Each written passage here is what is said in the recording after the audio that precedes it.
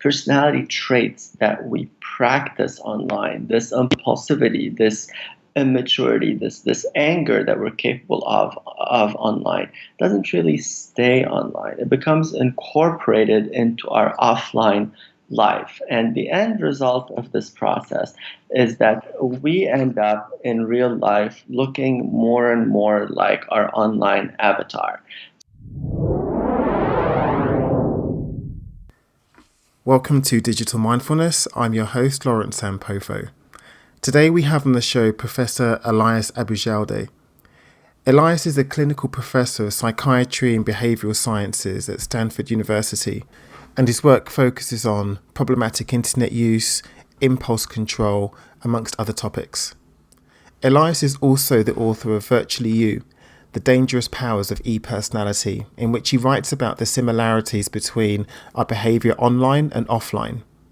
This is a really fascinating episode, and you should listen to find out more about the ways our personalities in the real world are becoming increasingly like our online personalities, and also how we can become less impulsive and more thoughtful as we use online services.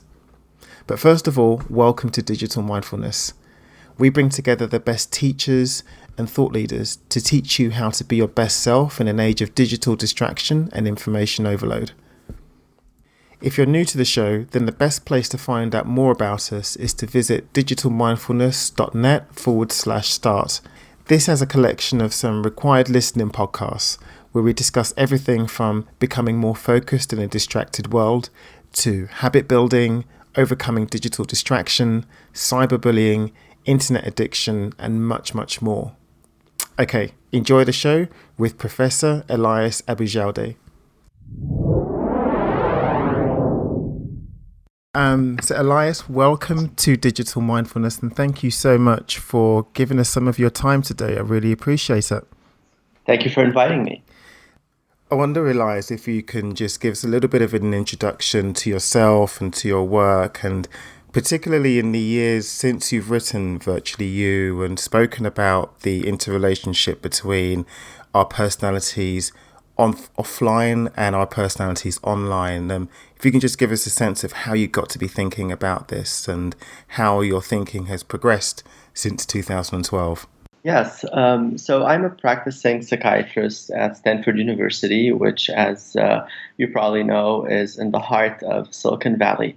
And I led the Obsessive Compulsive Disorders Clinic at Stanford, and I continue to do so.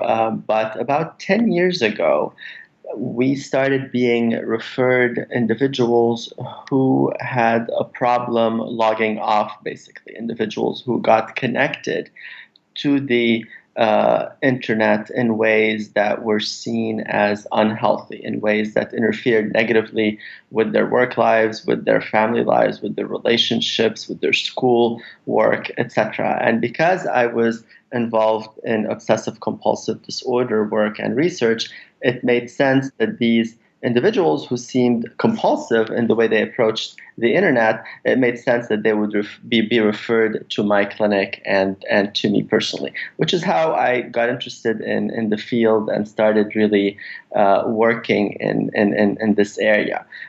We led 11 years ago what was the first large-scale study to really try to put some statistics to this phenomenon and try to understand whether this was sort of a Silicon Valley issue or whether it was a much broader problem. And that study remains, I think, one of the largest to be done. But one of the criteria we used in that study was the amount of time people spent online, because that seemed like a logical indicator of some form of possible pathology. However, as you know, we are constantly online now, and we are always connected through our various devices to the internet. So the idea of how much time you spend online is really not a reliable a signifier of anything anymore. So one way my thinking has evolved over the years is really to stop looking at this problem of internet addiction, between quotes, and really focus more on more subtle aspects that um, uh, really implicate and involve each and every one of us. And I'm talking namely of personality changes, how differently people can behave and act online versus in real life, whatever real life means anymore. So I think we can all relate to more impulsive behavior online, to anger outbursts that we're capable of online, to more regressed or childlike or immature behavior online. So all these personality aspects that really weren't captured in any definition of internet addiction as I or other folks approached it earlier. These personality aspects are what I became interested in, what I wrote my book and several publications on, and what I continue to be fascinated by and looking to explore in my work with patients, but also in research.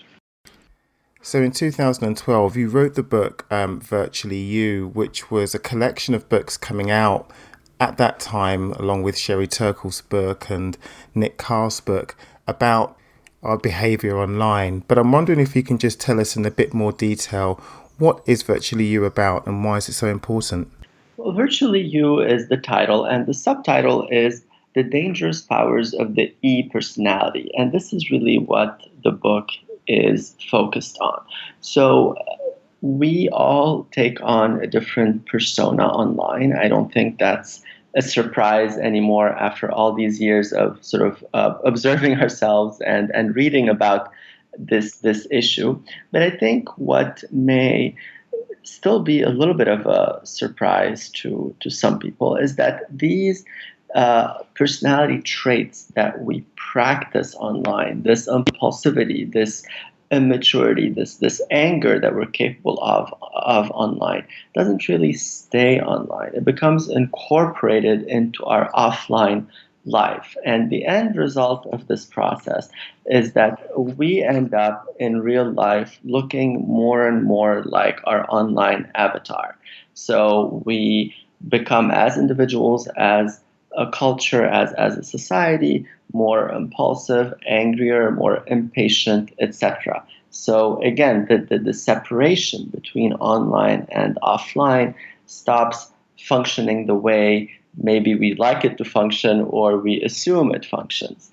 This is fascinating because we've had on the show other psychologists and psychotherapists, and one of the things that they've spoken about is that when you're online, it provides you a safe space or a perceived safe space to let the shadow self emerge, the Jungian shadow self. And I'm wondering if you think is this what's actually happening here when you talk about the increased cases of impulsivity and, the quickness to anger, etc.?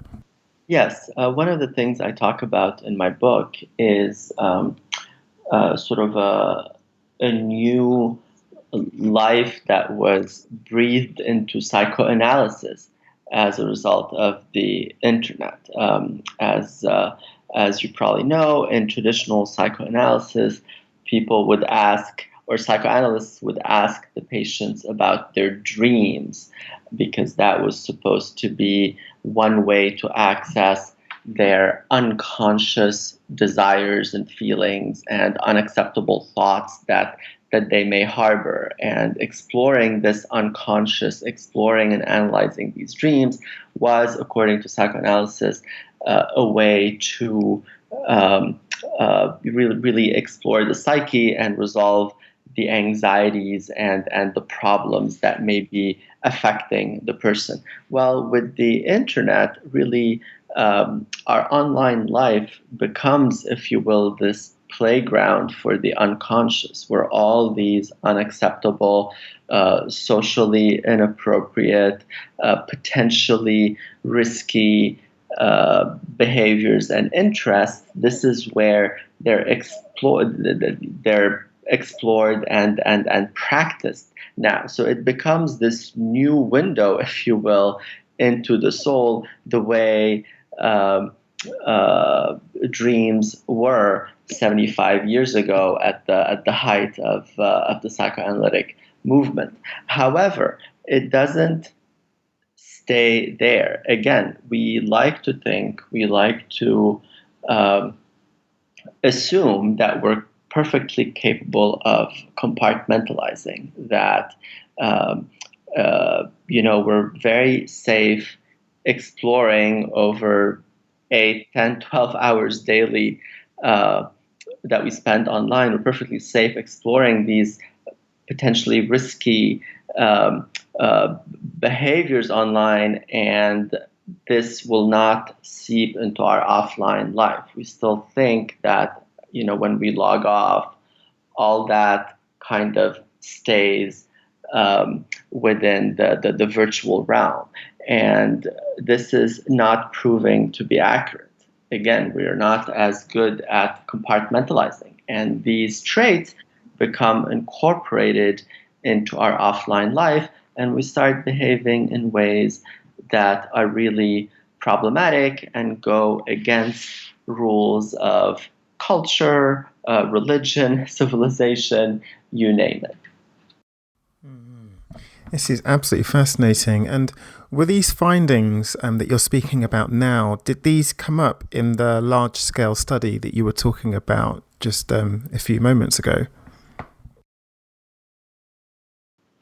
So the large-scale study was focused on criteria that we thought would. I'm going to answer this question again, and if you can add, sorry.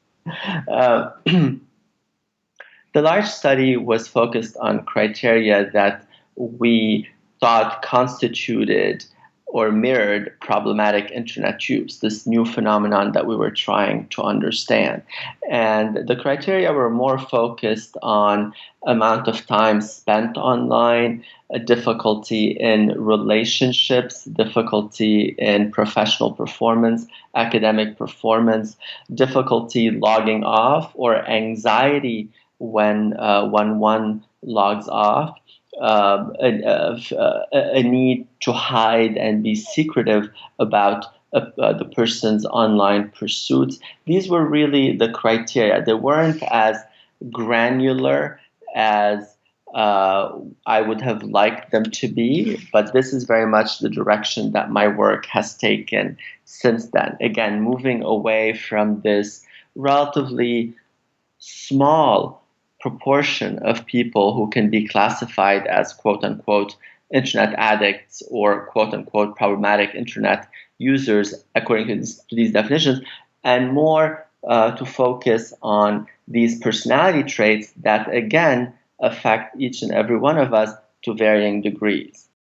Earlier you spoke about your interest and your professional interest in, well, initially in studying this whole phenomenon of internet addiction, but now that you're more interested in these subtle acts, as you put them, and specifically personality changes. And I'm wondering if you could just expand on that a little bit. Like, in what way does this, not only hyperconnectivity, but this extended time that we spend shifting between these different personalities, if you like, the personality that we construct offline and the different personalities that we're able to construct online.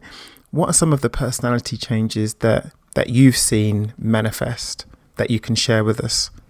So there are several areas where this manifests in a way that I think a general audience that's not necessarily a clinical audience can relate to.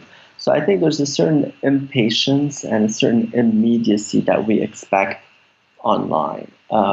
If you do a search within microseconds, you have the results you're after. If you send somebody a text message, the expectation is that whatever the person is doing, whether they're in a meeting, whether they're having dinner or driving, the text, there's a very good chance that the response text message will arrive within a very short period of time. So there's a certain immediacy that we expect in this new virtual world of the various internet-related technologies that we use. And I think as a culture, there's a certain impatience that we're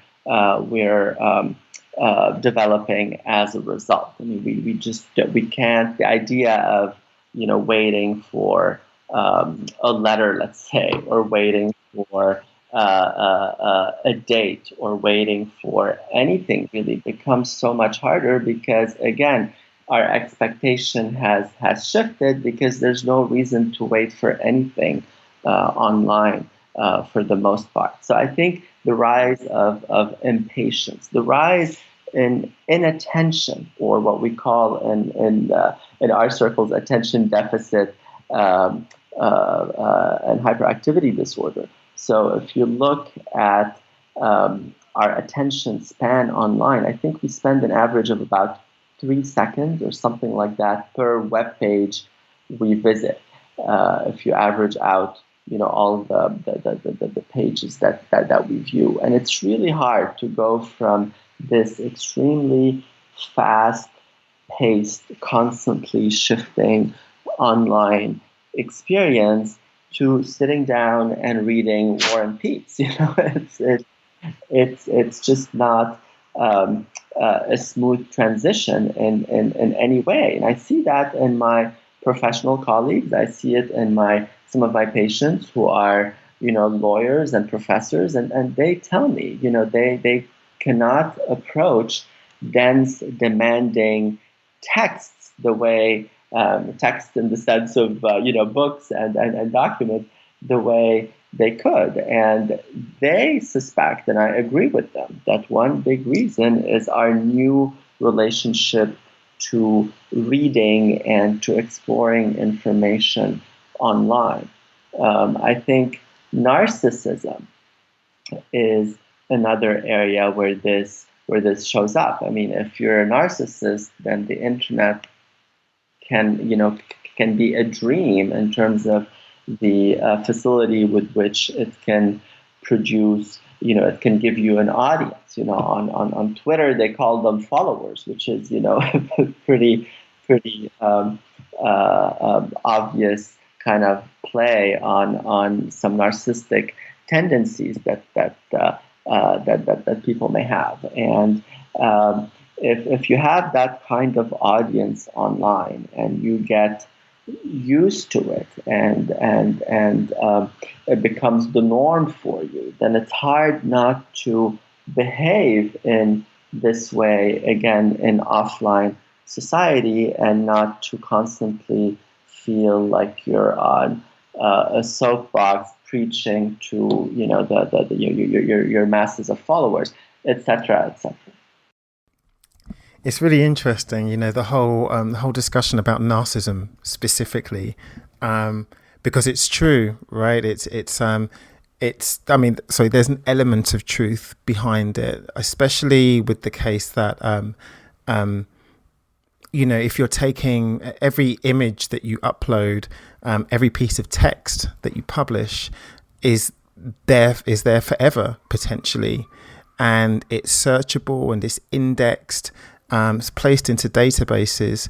And I think whilst the negative elements of narcissism that you were speaking of, which are absolutely fascinating, about how we how we very comfortably present and manifest those online, there are also very real social and professional benefits of narcissism. Right, kind of taking a picture and uploading a picture of ourselves in the knowledge that lots of people will see that, and potentially influential people will see that, like employers, for example, both now and in the future. And that's something, again, that we don't kind of have to necessarily deal with in the when we're offline. But I think what's interesting is how you're saying the different selves, these different personalities or identities that we construct, are starting to meld. They're starting to bleed together, right? The online suddenly comes offline, right? And then we start to manifest more narcissistic or impulsive traits when we're actually talking to real people face to face. Absolutely, and I don't want to minimize the advantages that um, the advantages and the health promoting effects that the internet can also produce. But I think more of us, or most of us, behave uh, worse than better online in many ways, and that's why the net effect, if I may say so, tends to be, in my opinion, negative in terms of its effects on our personality structure and our personality makeup. To go back to the narcissism issue, because I think this is something that we're hearing more and more about, and that I talked about in my book in some detail. I think it's hard to complain of this culture of um um, extreme kind of personalizing that can happen as a result of these technologies. If you have um, a certain taste in music or TV, it's very, very easy with these technologies that we now have to only watch the shows that you want to watch, that you know you like, to only hear the music that you want to listen to customize your online newspapers so that only the views that you agree with show up on the first page, or only the writers that you like uh, are made visible to you. And again, it's a little uh, uh, I guess um, strange to complain about this endless customizing, because we all like it and we all do it to various degrees. But I think the flip side of this is really to lose um, uh, respect for opinions or content that um, goes against our tastes and our preferences, and that's not that different from narcissism, if you will. So, and I think as a society, as we become more and more polarized, and certainly in the U.S. we've seen that with the last election. Europe is seeing it in various manifestations across the continent. I think a good part of this comes from this new set of expectations that we have, and the consequences in terms of losing really tolerance for entire uh, sections of society that we happen to disagree with, and that we can so easily delete from our online life, but cannot so easily delete in our offline existence. I'm really interested to know, Elias, what your opinion is of about personality mapping technologies or emotion mapping technologies. In the years since you've written the book, a number of technology, in fact, the technology ecosystem now, there are like a growing number of companies and entrepreneurs and thinkers that have really taken on board what your writings and your insights, and are devising technologies to counter that. And one of these is emotion mapping technologies. And I'm wondering what your opinion is for these kinds of emotion and personality mapping technologies to help us reflect, to present us to ourselves, to help, help us with our mental health, and to help us live a better digitized life. I think some of them hold significant promise, and I would like to see how the field evolves in the next couple of years. I think there's some very interesting work happening in that arena. But there's also work that's a bit troubling for me personally in terms of this dissection of personality that's then used to um, uh, kind of target marketing even more um, uh, specifically and more successfully, so bombarding you with specific marketing messages that match this personality structure that they have profiled for you, or helping you connect with a potential mate on a dating site that perfectly matches what they think is your personality. I think there's some advantages to that, but I think it also can lead in a potentially troubling direction. So, to the extent that it's increasing awareness of these personality shifts that happen online, I think it's a positive thing. But I also think, like so many technologies, we should use it smartly and with caution, and not in a way that further invades our privacy, because I think we can't afford to lose whatever little that we have in this world. Absolutely not. Elias, unfortunately, we've come to the end of our time together. Where can people find out more about you and your work? So one place to access would be my personal website, my first name Elias, Elias, followed by my last name, Aboujaoude.com. And my books are available at any number of online or offline bookstores. Thank you very much for this opportunity. I enjoyed it very much. No problem. Thanks so much for spending time with us today. I really appreciate it. Thank you.